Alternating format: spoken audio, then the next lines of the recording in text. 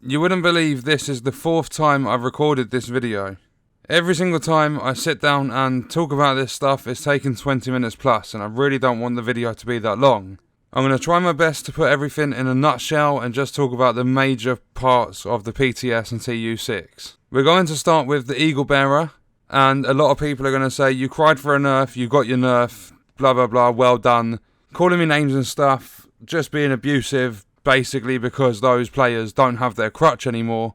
And I would like to say that it's easy to blame me or any other content creator for that nerf happening, but you've got to think, when we all complained about the Eagle Bearer, we never complained about it in PvE. I specifically stated, do not touch it for PvE, it doesn't need nerfing or anything like that, it's a good gun for PvE. PvE doesn't affect any other player, it's you against the environment or NPCs, computer, whatever you want to call it. So it shows how much they actually listen when they're nerfing it for PvE as well. So it's no content creator's fault that it's being nerfed, that's just what they've picked up from the community as a whole. And also with all these changes coming to the game, you need to think that 2 weeks ago, before they released the announcement of TU6, it was inevitable, we all knew it was coming, but they had the ETF. Players from the community, mainly PC players, everyone was complaining about that, but they flew out to the studio and they helped the developers work on some of the stuff. So all these changes are coming into the game,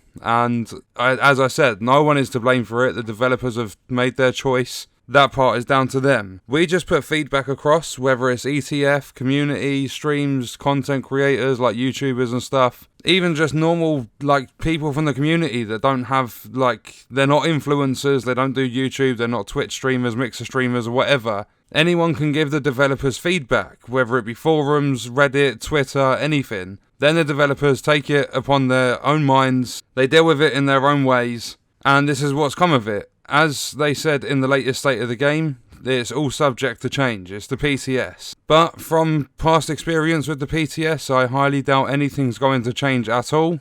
They're still working on servers being full for DZ. They're taking a step back from the seamless transitions of going from PvE to PvP, so there's probably going to be a 10% infinite loading screen. They've done that to try and fill up the servers, whereas I think if they literally just increased the player capacity, lowered the amount of servers there are in total, you would have more players in there. They're big DZ areas, they're big Dark Zone areas, and there's just not enough players on one server to fill it. So adding an extra capacity, like going from 12 to 20 players for example, you would see more players in the Dark Zone. You would think it's fuller even if it wasn't. So I think they've made a mistake doing it that way as well, because they're going to be server transferring very often to get people onto the right servers. If they increase the capacity of the servers, lowered the amount of servers there are, I think that would have been the better way to do it. They're adding more NPCs in, like when you go and extract stuff, there's going to be NPCs ambushing you. They're making changes to the Thieves' Den vendor. There's a Diamondback rifle glitch in PvP, but none of the developers seem to know what's going on with that.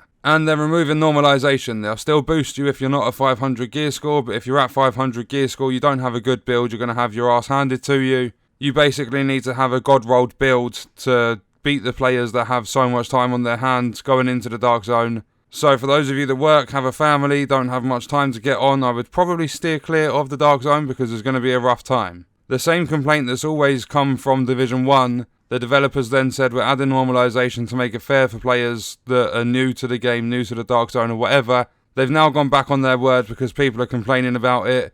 Normalization's being removed because apparently it was too punishing, and they're going to be working in different ways with it.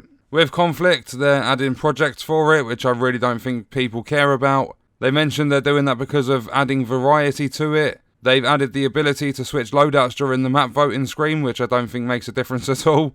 That should have been implemented like a lot of these things from beta onwards. We shouldn't be waiting 6 months after the release to actually sort this stuff out. They've got a new round-based team elimination, which is teams of 4. They haven't increased the team amounts, like the team capacities. I personally believe it should be 6 against 6 or 8 against 8. I don't think 4 against 4 is going to be a good idea for this. Team elimination is basically search and destroy from Call of Duty, but without the bomb. You go into the game, it's a best of 7 rounds to win it, and once you die, you're dead until the next round.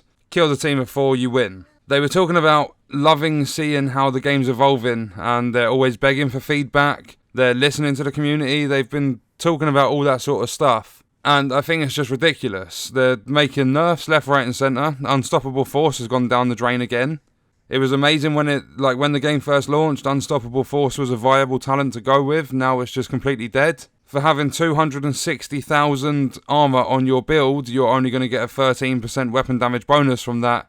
Whereas Berserk has been complained about a lot since they added the ability to use an LMG with it, and they haven't done anything at all to Berserk. Also, skill builds, everyone was complaining about the Seeker Mines when they made skill builds viable, dealing too much damage in the Dark Zone and being overpowered.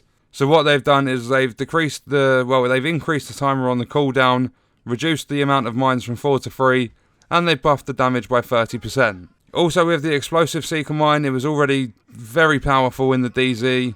They've added a 20% damage increase to it, and they've added the bleed effect, so you're now going to be screwed, and I can imagine a lot of people are going to abuse the Explosive Seeker Mine. There's a load of patch notes, but I'm not going to go through them. I'll link it in the description so that you guys can check it out. From a quick glance, it looks around 100 bug fixes. And they're adding sound effects in. You're going to have a better victory sound in conflict, and I don't think that's a good idea when they can't even fix the audio bugs. There have been a nightmare since the beta. But that was my recap of State of the Game. A lot of the stuff, most of it, if not all of it, should have been implemented from launch. They shouldn't be doing this stuff 6 months down the line.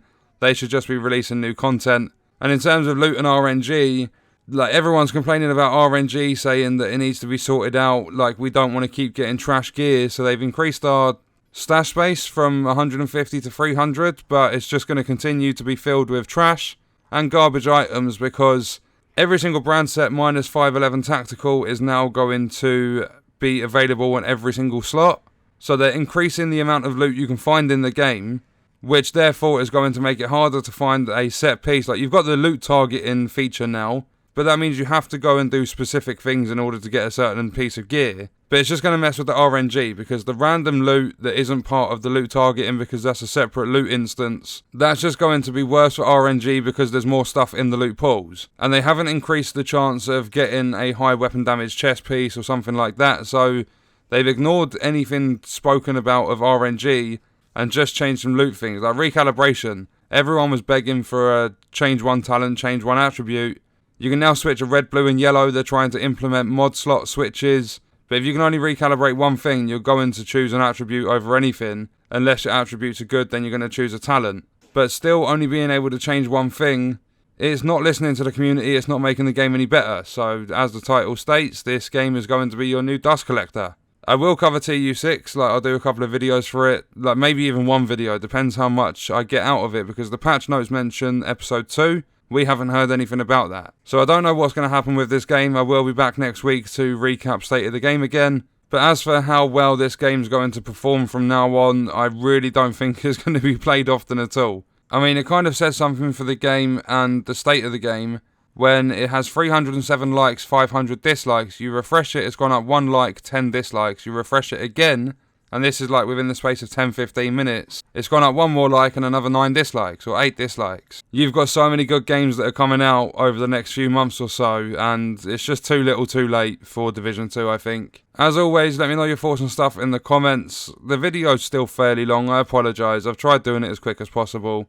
But let me know your thoughts and stuff in the comments, all that good stuff. I hope you enjoyed it, and thank you for watching.